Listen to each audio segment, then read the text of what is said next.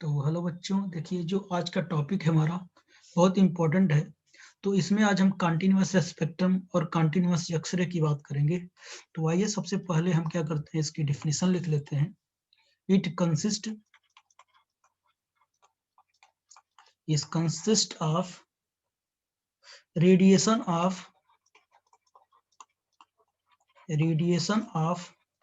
all possible wavelength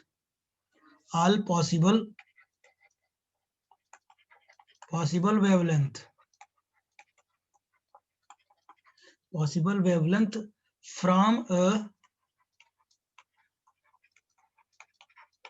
a certain lower limit to higher value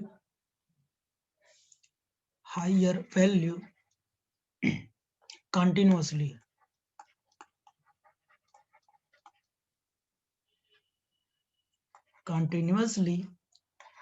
as in case of visible light.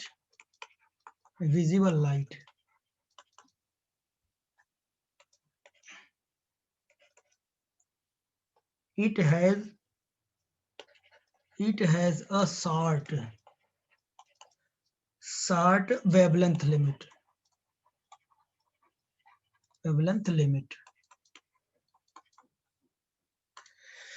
तो आइए इसके origin के बारे में बात करते हैं।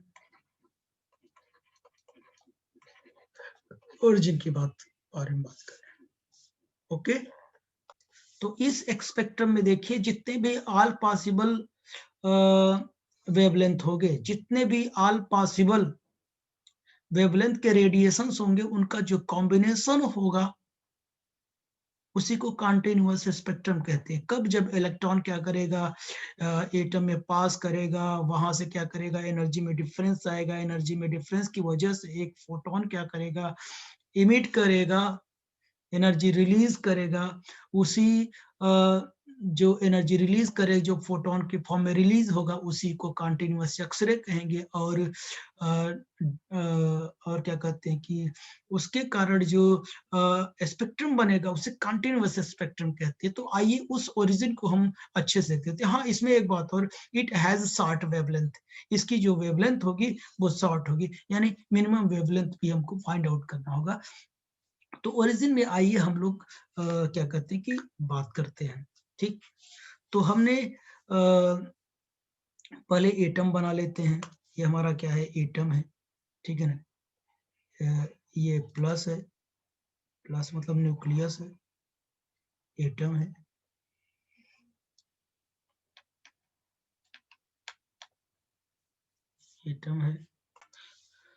हाँ, तो बच्चों देखिए हमारा एटम है, इसमें 2 इलेक्ट्रॉन है, इसमें 8 इलेक्ट्रॉन है, इसमें 18 है, उसके बाद कितने हो जाएंगे, 32 हो जाएंगे, ठीक है ना।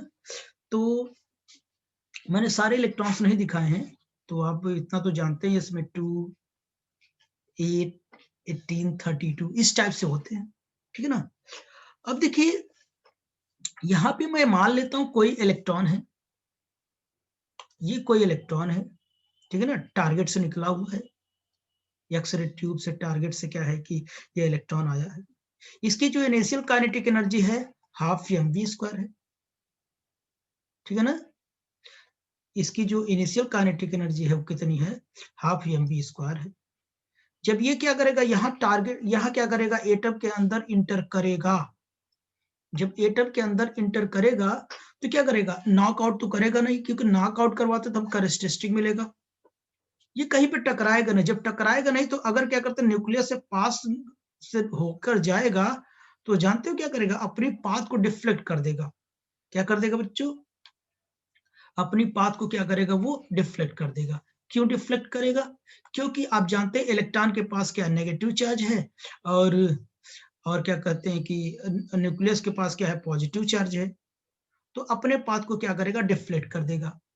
जब अपने पाथ को डिफ्लेक्ट कर देगा, इसकी जो एनर्जी आएगी, एनर्जी में कुछ न कुछ क्या होगा, डिक्रीमेंट आएगी। क्यों डिक्रीमेंट आएगी, अगर कोई क्या कहते हैं कि पार्टिकल अपने पास से डिफ्लेक्ट हो जाता है, इसका मतलब उसकी वेलोसिटी कुछ न कुछ क्या हो गई, डिक्रीज कर गई। डिक्रीज कर गई।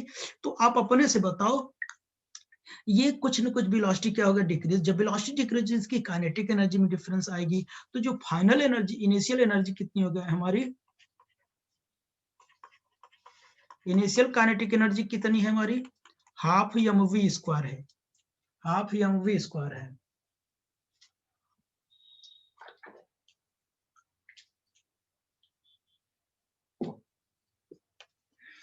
हाफ mv स्क्वायर है। और फाइनल बताइए, फाइनल काइनेटिक एनर्जी बताओ, यही हाफ mv डैश स्क्वायर हो जाएगा। अब change in kinetic energy, change in kinetic energy कितनी आएगी हमारी, तो ये बताइए। मैं लिखा फाइनल, इनिशियल माइनस फाइनल, जो ज्यादा होगा उसमें से कम वाले को मैं सब्ट्रैक्ट करूंगा। Half mv square minus half mv dash square will be equal to H nu. इन दोनों के डिफरेंस की वजह से एक क्या होगा, एक फोटोन क्या करेगा, यहां से इमिट होगा। एच न्यू एनर्जी का क्या करेगा, एक फोटोन इमिट होगा। इसी को हम लोग क्या बोलते थे, एक्सरे बोलते थे, कॉन्टिन्यूअस एक्सरे इसी को बोलते थे, ठीक है ना। इसी को हम लोग क्या बोलते थे, कॉन्टिन्यूअस एक्सरे बोलते थे।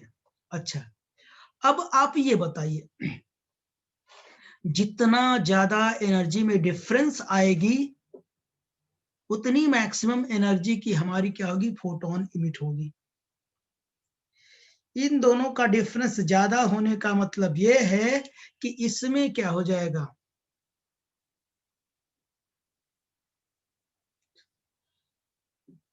मैक्सिमम डिफरेंस होने का मतलब क्या है, इसको मिनिमम होना पड़ेगा। भाई जाहिर सी बात है, ये तो चेंज नहीं होगा, ये तो वही रहेगा। मान लेते हैं हाफ mv स्क्वायर, ये तो फिक्स है।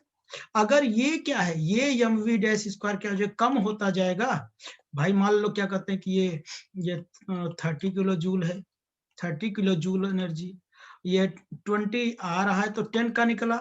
अगर इसे मैं कम करता जाऊं, 30 माइनस 10 कर दूं तो कितना हो जाएगा, 20 आएगा।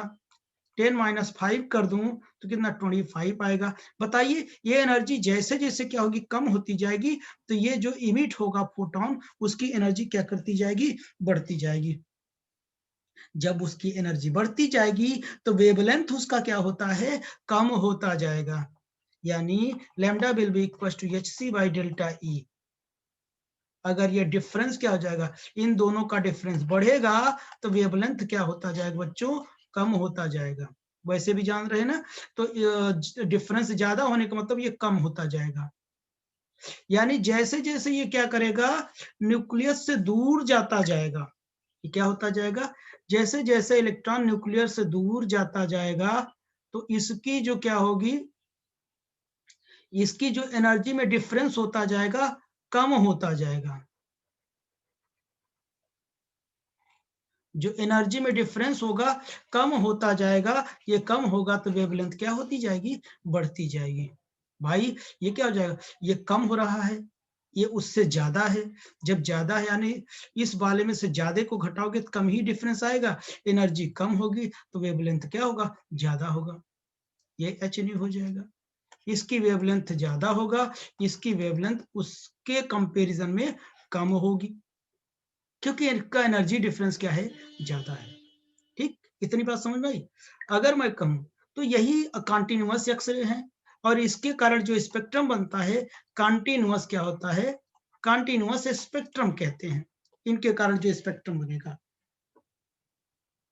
ठीक, इतनी बात समझ में आई। अच्छा, तो इसे क्वेश्चन नंबर मैंने फर्स्ट दे दिया। ठीक, तो आगे देखता हूं। अब आगे देखिए आप लोग। अच्छा, अब मैं ये कह रहा हूं, जैसे धीरे धीरे इसकी एनर्जी कम होते होते होते होते ऐसा हो जाए कि इलेक्ट्रॉन आके हमारा यहीं पे क्या हो जाए, रुक जाए, यहाँ पे इलेक्ट्रॉन आके रुक जाए। इलेक्ट्रॉन रुक जाने का मतलब क्या, उसका जो वेलोसिटी होगा, v डैश कितना हो जाएगा, 0 हो जाएगा। इसका मतलब क्या, if electron suddenly stopped, if electron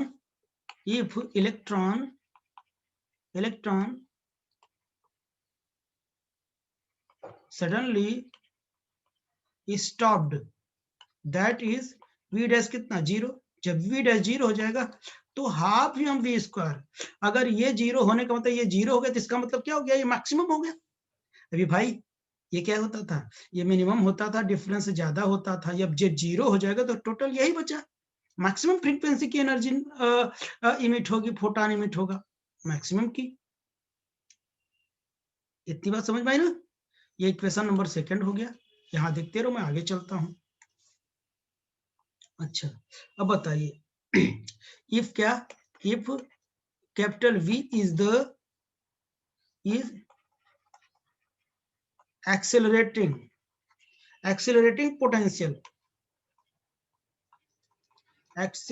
potential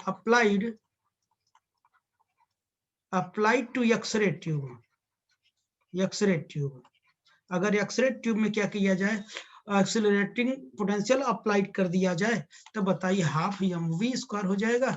और आपने ये पढ़ा होगा ऐसा, इक्वेशन नंबर 3 हो जाएगा। तो बताइए फ्रॉम इक्वेशन 2 एंड 3 मैं क्या लिखूं, ये भी हाफ एम वी स्क्वायर है, वो भी हाफ एम वी बराबर, ईवी बराबर क्या हो जाएगा, एच न्यू मैक्स हो जाएगा। और आप जानते हैं nu will be equal to क्या होता है, सी बाई लैम्डा होता है। अगर ये मैक्स हो गया तो इसको क्या होना पड़ेगा, मिनिमम होना पड़ेगा। अगर ये मैक्सिमम है तो इसको क्या होना पड़ेगा, मिनिमम होना पड़ेगा। मिनिमम मतलब इसको सी बाई लैम्डा मिनिमम लिख सकता हूँ क्या मैं, तो इस मैक्सिमम को यहाँ रख सकता हूँ, eV will be equal to, ये पोटेंशियल है, एच सी बाई लैम्डा कितना, मिनिमम हो जाएगा। तो लैम्डा मिनिमम जो हमारा आएगा, एच सी बाई कितना हो जाएगा, ईवी हो जाएगा। ठीक, तो ये हो जाएगा। यानी ये जो लैम्डा मिनिमम है किस पर डिपेंड करेगा, ये वनली एंड जी, क्योंकि h Planck constant, c speed of light, ये इलेक्ट्रॉन, ये सब तो कांस्टेंट है। तो यानी lambda minimum is only depend on the potential, वो भी इनवर्सली प्रोपोर्शनल है। अगर पोटेंशियल बढ़ेगा, ये बढ़ेगा, लैम्डा मिनिमम होगा, ये कम होगा तो लैम्डा क्या होगा, मैक्सिमम होगा। ठीक है ना। यानी लैम्डा जो मिनिमम होगा वो मैक्सिमम कब होगा, जब v क्या करेगा, बढ़ेगा। और लैम्डा मिनिमम क्या होगा, मिनिमम होगा कब, जब v क्या होगा,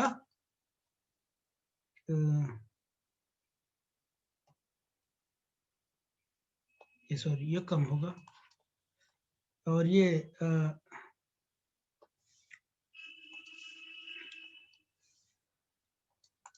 मिनिमम होगा कब, जब v बढ़ेगा।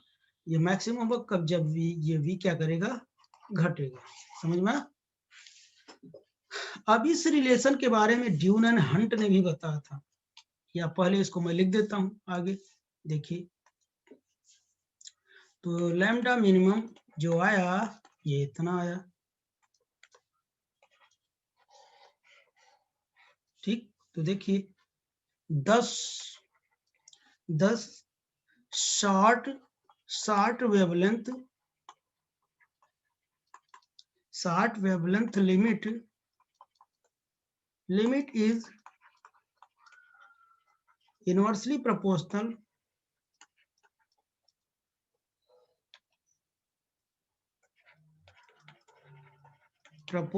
To potential difference between cathode and anode of X-ray tube. तो समझ गए, एक्सरे ट्यूब में कैथोड एनोड के बीच का जो पोटेंशियल डिफरेंस होता है उसके इनवर्सली प्रोपोर्शनल होगा। और यही relation, this relation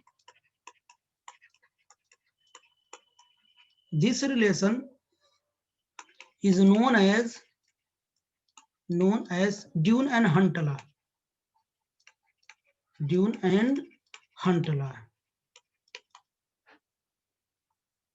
Hunt's law।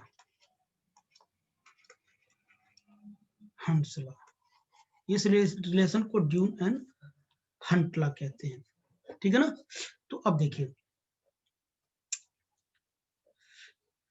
अच्छा एक चीज और, this relation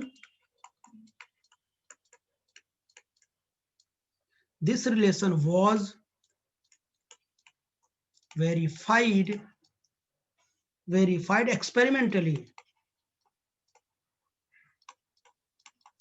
experimentally by Dune and Hunt. Dune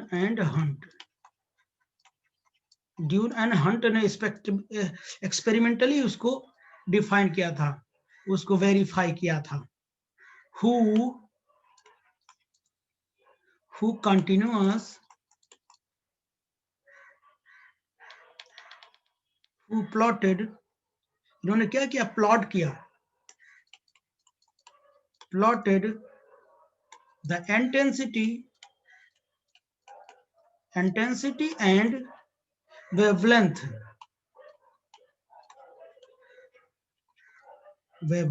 X-ray spectrum, plotted intensity and wavelength in the continuous X-ray spectrum.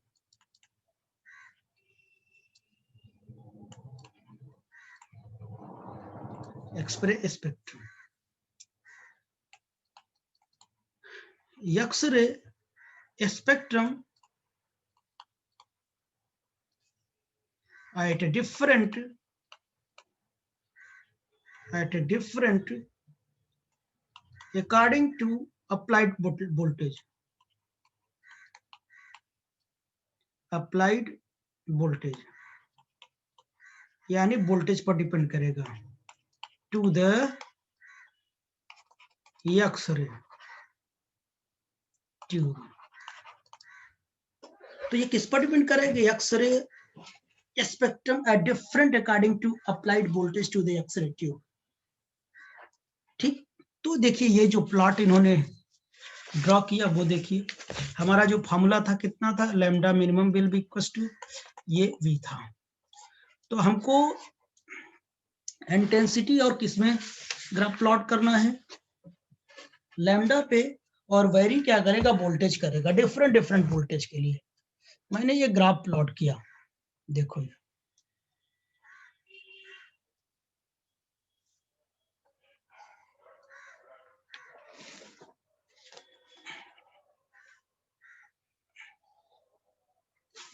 मैंने ये ग्राफ प्लॉट किया.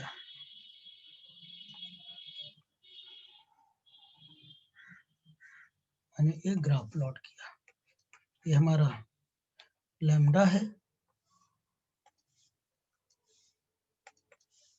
ये हमारा लैम्डा है, ये हमारा आई इंटेंसिटी है. ठीक, तो देखिए तो हमने देखा ये हमारा लैम्डा क्या है, मिनिमम है. जब पोटेंशियल हमारा कितना था, 20 किलो वोल्ट था, 20 किलो वोल्ट था, लैम्डा यहाँ मिनिमम था. अब देखिए पोटेंशियल बढ़ाने पर 20 किलो वोल्ट पर ये मिनिमम था, पोटेंशियल को बढ़ाने पर वेवलेंथ क्या होना चाहिए, कम होना चाहिए. कम मतलब जीरो की ओर अप्रोच करेगा. चलिए पोटेंशियल को मैंने बढ़ा दिया, पोटेंशियल को बढ़ा के क्या कर दिया, 30 कर दिया.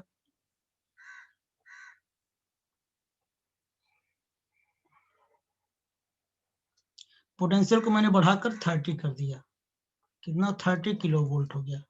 अब मैं और बढ़ा दिया,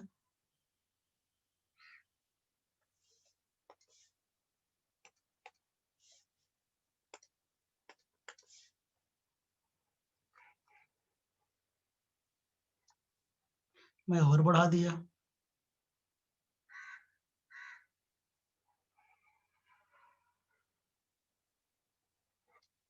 देखो मैंने और बढ़ा दिया, ये 40 किलो वोल्ट हो गया, और मैं इसे और बढ़ा दिया. देखिए अप्रोच करा ना, जीरो की ओर अप्रोच करा नहीं. अभी मिनिमम यहाँ था, अब यहाँ हो गया, अब यहाँ हो गया.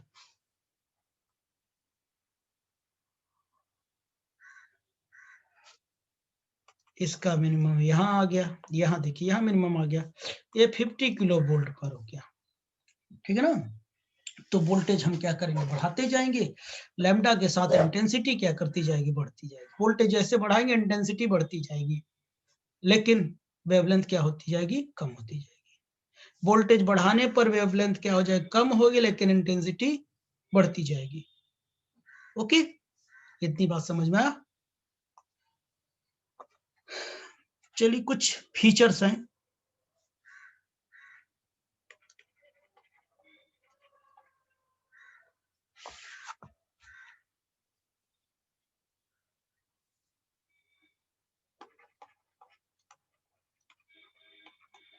इंपॉर्टेंट फीचर्स हैं कुछ। पहला number, each spectrum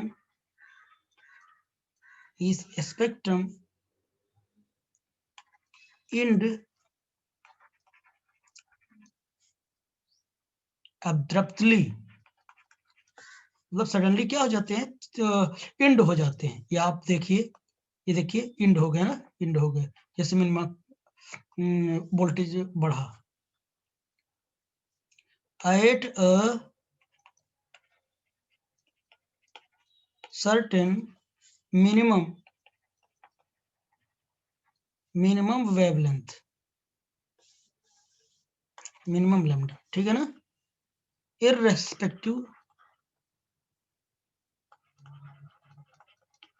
irrespective of the target used. Second number है हमारा, लैम्डा मिनिमम क्या करेगा, डिक्रीज करेगा। मैं लैंग्वेज नहीं लिख रहा हूं, आप लोग लिख लीजिए। डिक्रीज करेगा कब, जब वोल्टेज हमारा क्या होगा, इंक्रीज करेगा, क्योंकि इनवर्सली प्रोपोर्शनल होता है।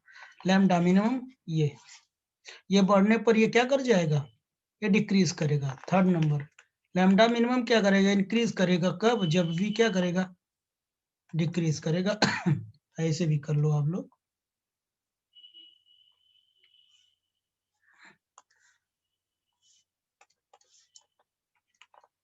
ठीक है ना, ये थर्ड नंबर हो गया।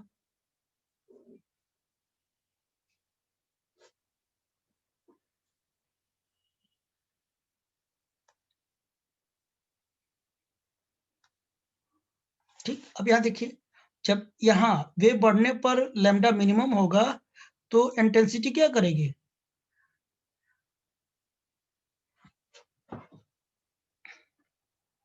जाने दो, फिर से लिख देता हूँ आगे। चलो आगे फोर्थ नंबर देखता हूँ। The intensity rises to a maximum at a certain wavelength. After that, it gradually fall off. देख रहे ना, यहां से मतलब कि यहां जाने पर ये फॉल हो जाता है। इंटेंसिटी मैक्सिमम होने के बाद सर्टेन वैल्यू तक मैक्सिमम होगा, उसके बाद क्या कर जाएगा, ग्रेजुअली फॉल कर जाएगा। ठीक है ना। Fifth number,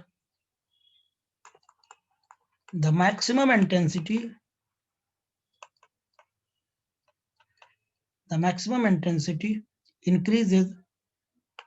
increases as the accelerating potential voltage increases. भाई मैंने बताया, जब वोल्टेज क्या करेगा, इंक्रीज करेगा, तो इंटेंसिटी क्या हो जाएगी, मैक्सिमम होगी। ठीक ना। तो आप क्या करते हैं,